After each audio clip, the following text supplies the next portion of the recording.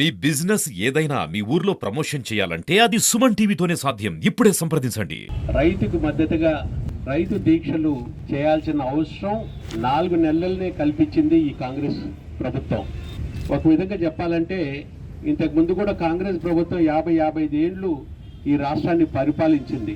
ఆ రోజున కూడా రైతులను కానీ, బడుగు బలహీన వర్గాలు కానీ, లేదంటే గ్రామాలను కానీ ఎవరిని పట్టించుకోలేదు.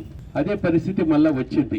మనం కనుక చరిత్ర చూస్తే 10 సంవత్సరాల క్రితం తెలంగాణ ఏ విధంగా ఉంది, 10 సంవత్సరాలు పాలించినటువంటి మన నాయకుడు కేసీఆర్ గారు రాష్ట్రాన్ని అన్ని విధాలు కూడా డెవలప్ చేశాడు.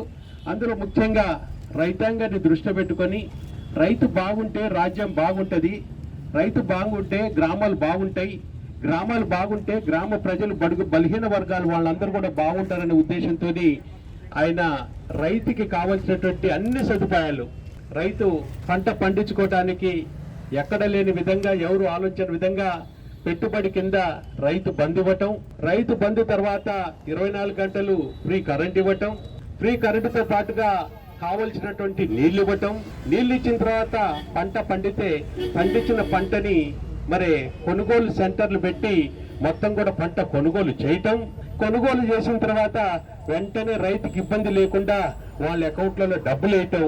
ఆ విధంగా తెలంగాణ రైతాంగాన్ని పూర్తిగా కాపాడారు. తెలంగాణ రైతాంగాన్ని కాపాడటం వల్లనే ఇంతకు ముందు తెలంగాణ నుంచి 20 లక్షల నుంచి 25 లక్షల మంది రైతులు, సన్నకారు రైతులు, బడుగు బలహీన వర్గాల వారు కూలీ నాలీ చేసుకోవడానికి దుబాయ్ కానీ వేరే రాష్ట్రాలు కానీ పోయేటోళ్ళు. ఇది చరిత్ర. అయితే గత 10 సంవత్సరాలు కనుక చూసినట్టయితే కేసీఆర్ గారి పాలన వచ్చిన తర్వాత ఎకరం 2 ఎకరాలు ఉన్నటువంటి వాళ్ళు కూడా నీళ్ళు వస్తుంది, కరెంట్ వస్తుంది, రైతు బంధు వస్తుంది, పోయి మన వ్యవసాయం మనం చేసుకోవాలని చెప్పి మళ్ళా అన్ని దుక్కుల నుంచి కూడా వచ్చి ఎవరి భూమిని వాటిని దున్ని బ్రహ్మాండంగా వ్యవసాయ పంటలు పండించారు. ఆ పంటలు పండించడం వల్లనే భారతదేశంలో ఇవాళ మనం వరిలో నెంబర్ 1గా పంట పండించాం.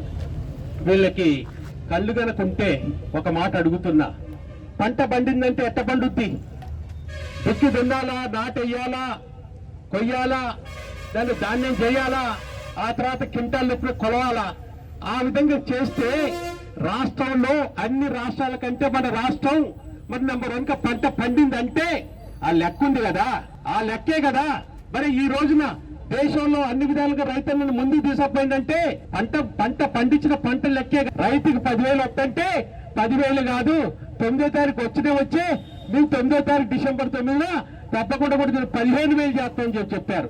మరి 15,000 చేస్తున్న రోజులు ఇవాళ కనుక చూస్తే ఆ రైతు బంధు ఇంతకు ముందు మనకి నవంబర్లో రైతు బంధు ఫుల్గా పడిపోయేది. అట్టాడిది ఇవాళ నవంబర్ పోయింది, డిసెంబర్ పోయింది, జనవరి, ఫిబ్రవరి, మార్చి, ఏప్రిల్ వచ్చింది, ఇంకా రైతు బంధు కూడా పడలేదు. ఆ రైతు బంధు కూడా 15,000 ఇవాళ డిమాండ్ చేయాల్సిన అవసరం ఉన్నది. రైతాంగాన్ని, తెలంగాణ రైతాంగాన్ని అందరినీ కోరుకుంటున్నా, తప్పకుండా కూడా వీళ్ళని 15,000 మీకు ఆల్రెడీ 15,000 చొప్పున ప్రతిసారి కూడా వీళ్ళు వేయాల్సిన రైతు బంధు వేయాల్సిన అవసరం ఉన్నది. అదేవిధంగా రైతు కూలీలకు కూడా 12,000 ఇస్తామని చెప్పారు. దాన్ని కూడా డిమాండ్ చేయాల్సిన అవసరం ఉన్నది. మరి పంటకి 500 బోనస్ ఇస్తానన్నారు. ఆ విషయాలు కూడా వీళ్ళని డిమాండ్ చేయాల్సిన అవసరం ఉన్నది. అంతేకాకుండా ముఖ్యంగా కనుక చూసినట్టయితే వీళ్ళ యొక్క అసమర్థ పాలన వల్ల, వీళ్ళు రైతును ఆదుకోకపోవటం వల్ల తెలంగాణలో మొత్తం కూడా పెద్ద ఎత్తున వరి నష్టం జరిగింది. అదేవిధంగా ఇక్కడ కూడా ఖమ్మంలో కూడా పెద్ద ఎత్తున వరి నష్టం జరిగింది. నష్టపరిహారం వెంటనే ఎకరానికి 25,000 మరి ఇవ్వాలని వాళ్ళని డిమాండ్ చేస్తున్నాం.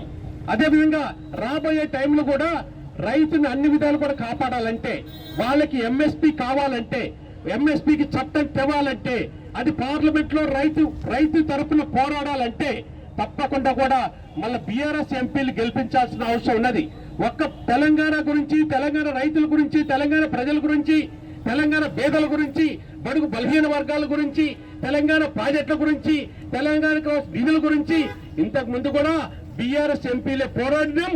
రాబోయే టైంలో కూడా బీఆర్ఎస్ ఎంపీలు పోరాడాల్సిన అవసరం ఉన్నది, ఇక్కడ గాని అక్కడ గాని. అందుకనే మిమ్మల్ని అందరినీ కోరుకుంటున్నా, బీఆర్ఎస్ పార్టీని ఆశీర్వదించాల్సిన అవసరం ఉన్నది, కేసీఆర్ గారికి మద్దతుగా ఉండాల్సిన అవసరం ఉన్నది. ఈ తెలంగాణ రాష్ట్రంలో, ఉమ్మడి ఆంధ్రప్రదేశ్లో ఏ రకమైనటువంటి దౌర్భాగ్యమైనటువంటి పరిస్థితులు ఉన్నాయో ఆ పరిస్థితులన్నింటినీ మన కాంగ్రెస్ ప్రభుత్వం తీసుకొని రావడం జరిగింది.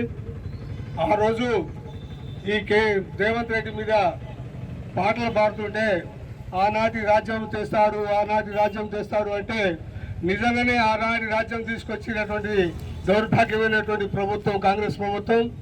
2014 పూర్వం తెలంగాణ రాష్ట్రంలో విద్యుత్ లేదు, నీటి సౌకర్యం లేదు, రైతులకు గిట్టుబాటు ధర లేవు, రైతులకు పంట పండించుకునేదానికి నీరు లేదు, 24 గంటల కరెంట్ లేదు, సామాన్య మానవులకు పెన్షన్ లేవు.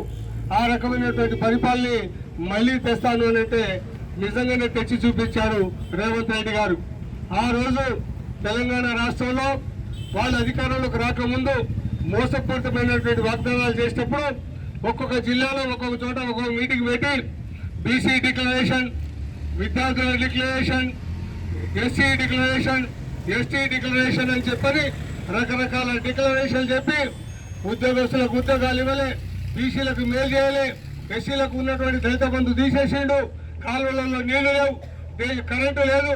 ఈ రకమైన దౌర్భాగ్యమైనటువంటి పరిస్థితులు తీసుకొచ్చి ఇవాళ సుమారు 20 లక్షల పంటలు ఎండిపోవడానికి కారణమైనటువంటి రేవంత్ రెడ్డి ప్రభుత్వం వెంటనే గద్దె దిగవలసినటువంటి అవసరం ఉంది.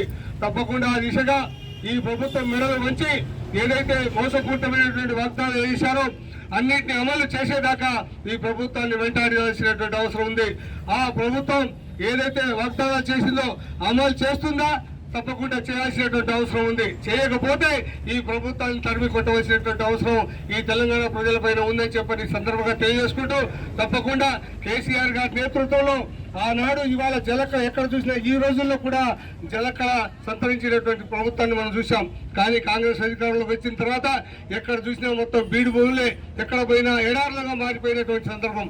దానికి కారణం ఆ రోజు చెరువుల నిండా నీళ్లు ఉండడానికి కారణం ఏంటంటే కాలువల నిండా నీళ్లు పాటించాడు, ప్రతి చెరువును బాగు చేశాడు, ప్రతి చెరువును నింపాడు. అందుకే భూగర్భ జలాలు కూడా ఇంకిపోకుండా నీళ్లు అందించగలిగాం. కానీ ఈ రోజు ఉన్నటువంటి ప్రభుత్వం జలాశయాల్లో నీళ్లుండి కూడా విడుదల చేయనటువంటి దౌర్భాగ్యమైనటువంటి పరిస్థితి ఈ రోజు రాష్ట్రంలో ఉంది. కాబట్టి మళ్ళీ ఈ రాష్ట్రం సుభిక్షంగా ఉండాలి, రాష్ట్రంలో ఉన్నటువంటి సబ్బండ వర్ణాలందరూ కూడా సుఖంగా ఉండాలంటే కేసీఆర్ గారి నాయకత్వంలో మళ్ళీ ప్రభుత్వం మారితేనే ఈ రాష్ట్రం సుభిక్షంగా ఉంటుంది అనేటువంటి విషయాన్ని మీకు అందరికీ తెలియజేసుకుంటూ సోదరుల తప్పకుండా ఆలోచన చేయండి. కేసీఆర్ గారి నాయకత్వంలో ఉన్నటువంటి ప్రభుత్వానికి ఈ నాడు ఉన్నటువంటి ప్రభుత్వానికి తేడా చూడండి, తప్పకుండా ఆదరించండి.